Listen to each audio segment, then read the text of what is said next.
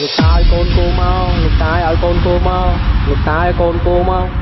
Mấy ngày anh lưu thấy tha lục tai con cô mau, lục tai con cô mà đột tiên còn tập say thục nâng anh á trong pull rồi anh phật tị ấy ở bản xong. Thằng cô cá mau bị con côi, vì mình tai con đây chứ, con côi. Nhạc đăng bàn đằng, nhạc đăng bàn đằng,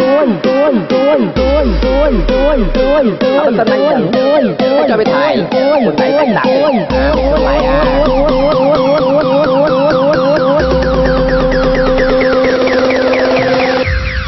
thằng cô cá mau bị con côi,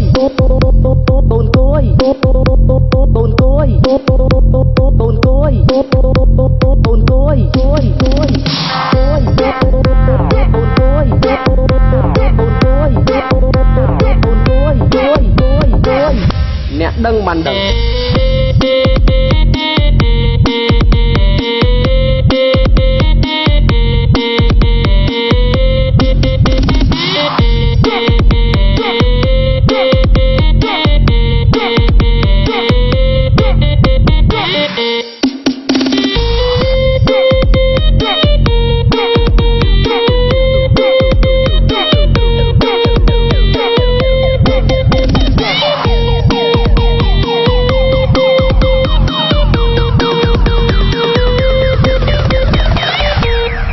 Đăng bàn đằng, nè đăng bàn đằng. Ở bên sân anh đằng, hãy cho bên thải, con đẩy phải đặt đi, mày tên lại con đẩy phải đặt đi, mày tên lại con đẩy phải đặt đi, mày tên lại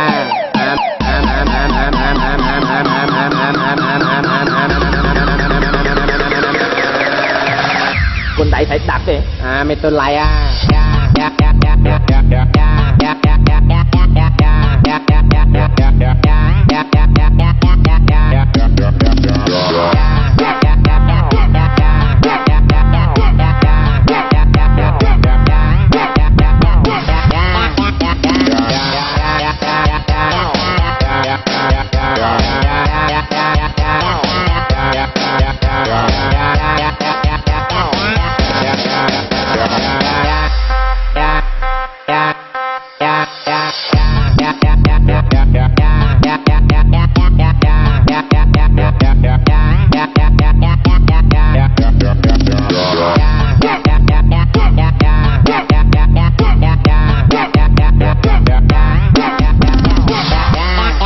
con đẩy phải đặt đi, mày tên lại